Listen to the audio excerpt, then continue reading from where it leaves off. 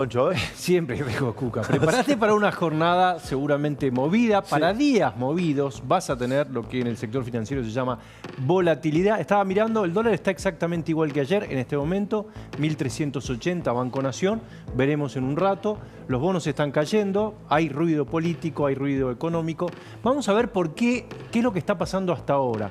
Yo elegí 5 razones. Este es tu análisis, no el del gobierno. Claro, este es mi análisis, pero hablando con el gobierno, con empresas, con gente, analistas, y ahí también lo vamos a analizar.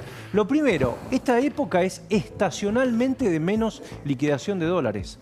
Yo quiero que te centres en esto y veas este gráfico que hizo Fernando Marul, pongámoslo, porque parece lo más elocuente que vi. Fíjate, en barras azules vos tenés el ingreso de dólares vía sector agropecuario. Fíjate cómo a partir del 18 de julio empieza a caer. Ahora, en paralelo, la línea celeste es el tipo de cambio. Hasta el 31 de julio. Mientras más cae, más se distancia el tipo de cambio. Es bien elocuente, fíjate, cómo el precio a partir, sobre todo, de esta fecha, 18 de julio, empiezan a caer y empieza a subir el tipo de cambio. Y lo tenés ahí arriba, ese es el valor que está hoy. Una de las razones. Ya liquidaron todo allá.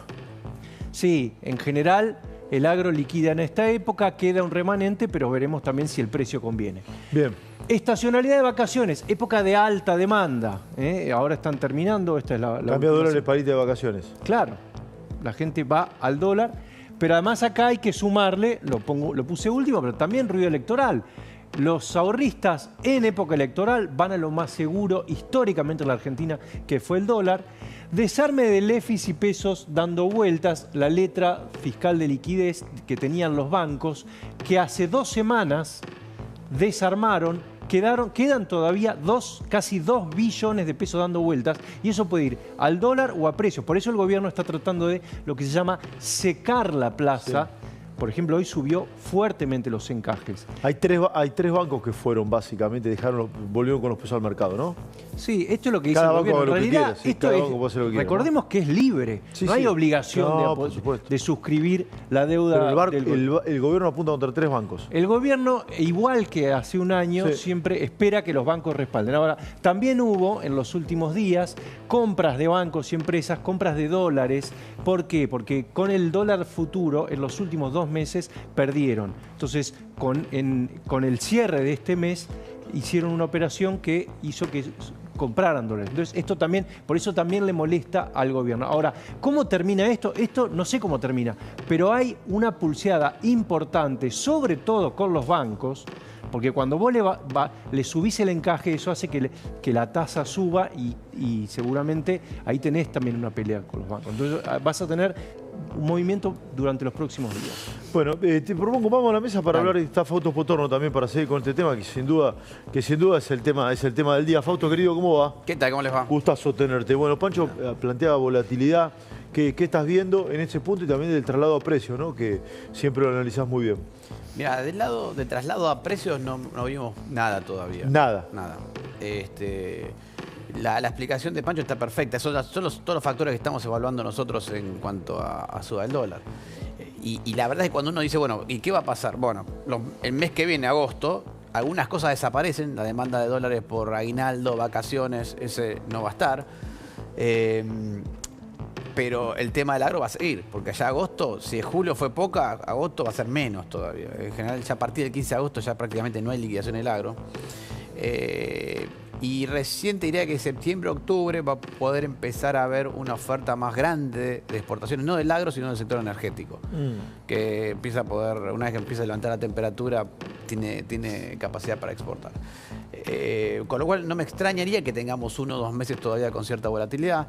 Igual el dato de ayer fue un poco especial, porque si vos mirás los tipos de cambio alternativos, contado con liquidación, MEP, estuvieron un poquito por debajo, o sea que eso te hace suponer también que por ahí fue un pico ese valor. Si vos comparás con la tasa de interés, a estos valores empieza a ser muy atractivo empezar a invertir en pesos, porque fíjate, si la tasa de interés está en 40%, un poquito menos, ¿no? O sea que de acá a fin de año ganás 20%. 40 anual, 20%. Claro. Aplicarle 20% a ese tipo de cambio y estás muy por arriba del techo del dólar. Entonces, Eso debería hacer aflojar el dólar. y algún trader va a hacer esa operación. Fausto, respecto al tema de... No es una operación para que hagamos nosotros, pero por algún especialista lo va a hacer. Tema competitividad.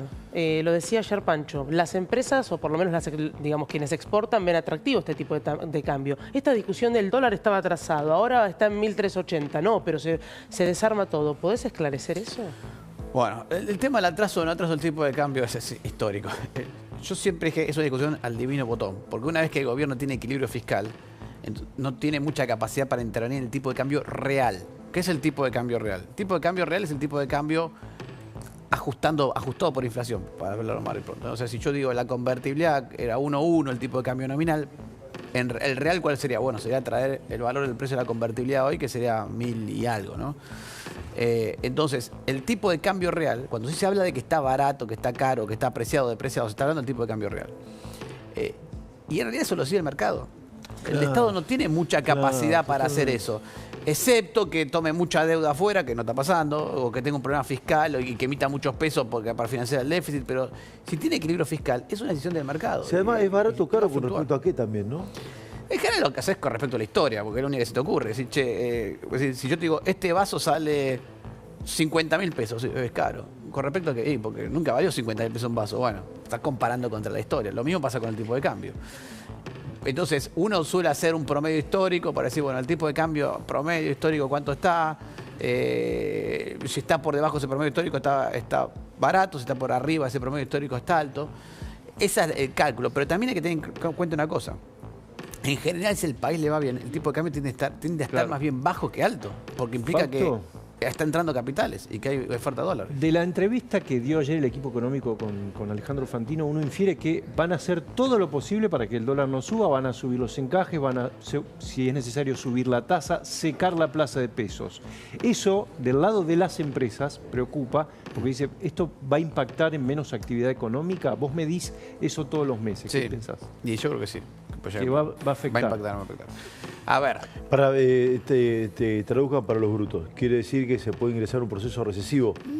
No, tampoco para tanto, porque tampoco que estamos hablando de todas las tasas, pero sí... Pero que se atenúa el crecimiento económico. Se desacelera un poco la actividad económica. A ver, ¿por qué? Yo creo que son como dos eventos diferentes. Yo sinceramente creo que son dos cosas diferentes. Un problema que tiene el gobierno es el tipo de cambio que se le está moviendo, ojo también que está pasando afuera, y hay varias cosas. Y otro tema que tiene es, vamos a llamarlo así, el problema heredado de las LELIQs, que es, ¿se acuerdan de la bola de LELIQs? Dando vueltas.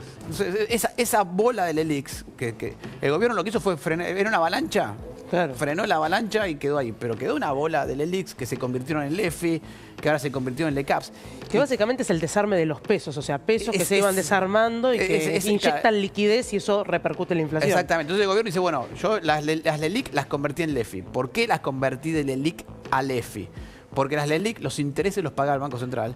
Y el Banco Central, la única forma que tenía de pagar los intereses era emitiendo dinero. Entonces cambié la LELIQ por LEFI. La diferencia entre la LELIQ y la LEFI, son nombres diferentes, es que ahora los intereses los paga el Tesoro, para lo cual previamente tuvo que hacer el ajuste fiscal. Claro. Por eso primero se hizo el ajuste fiscal y después se hizo el reemplazo. Sí, el presidente de la Nación ayer sumó, nosotros lo habíamos contado esto, pero ayer lo dijo el presidente de la Nación, sumó un elemento más a la volatilidad del dólar que Pancho Olivera no nombró, ni Espotorno tampoco. ¿Qué es este? Míralo. Quiero cerrar, mientras que Pablo y Santiago armaban esta operación, en ese mes se armó un bolsón de liquidez. En ese bolsón de liquidez, digamos, la traidora dio lugar a una cesión ilegal para que nos rompan el equilibrio fiscal. Eso generó ruido y habilitó una corrida. O sea, una caída en la demanda de dinero, un ataque especulativo. Pero tu genealogía entronca ahí, empieza con lo de Villarroel ahí. El ataque lo hacen cuando estamos mudando el balance del Banco Central.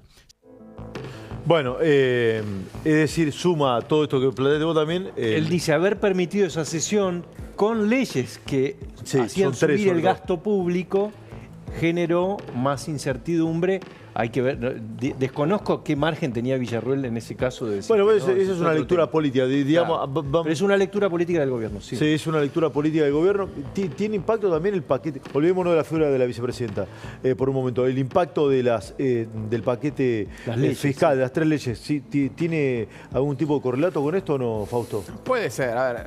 No fueron vetadas todavía, ¿no? El lunes, ¿no? Sí. Sí, no puede ser. O sea, que hay ruido político, ruido político. Yo creo que el mercado es mucho más a brocha gorda en general, ese tipo de cosas. Lo que dice es, hay ruido político y la verdad es que no se ve. El riesgo político, el gobierno dice, lo dijo Sturzenegger, dice riesgo Cuca. Dice, lo dijo Sturzenegger, lo dijo ayer Caputa. ¿Eso es? Yo creo que sí. Y te lo voy a poner, yo lo interpreto de esta manera. Lo interpreto de esta manera. Hay un riesgo más que riesgo político. Es ruido de falta de consensos políticos sobre economía básica. ¿Tá?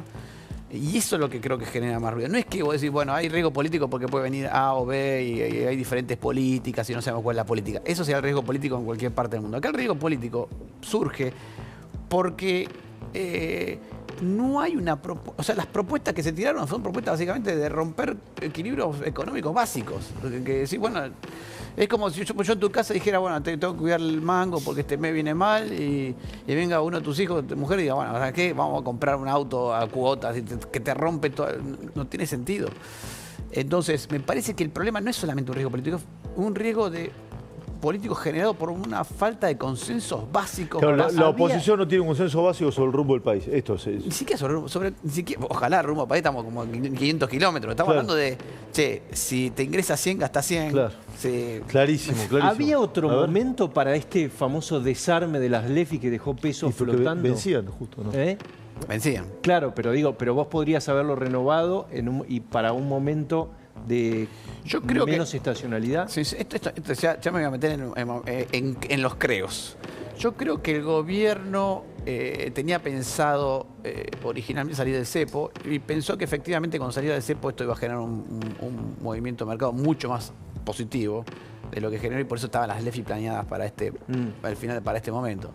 Eso medio se truncó un poquito porque también el escenario internacional no fue todo lo que se esperaba. O pensá que en general se esperaba el consenso de mercado que para esta altura del año íbamos a estar viendo baja de tasa de interés en Estados Unidos, cosa que no pasó, que es súper importante. Igual la LEFI, pregunta, es un gris, es decir, es del Tesoro, pero también está ligado parte del Banco Central. ¿No sería también como el objetivo sanear del todo el Banco Central? Claro, no, en realidad a eso querés llegar. La LELIQ y la LEFI son iguales. La diferencia es que la LELIQ era el Banco Central y la LEFI era el Tesoro. Y como el Tesoro tiene superávit primario, podía pagar los intereses sin emitir. Sin generar una bola de LEFI.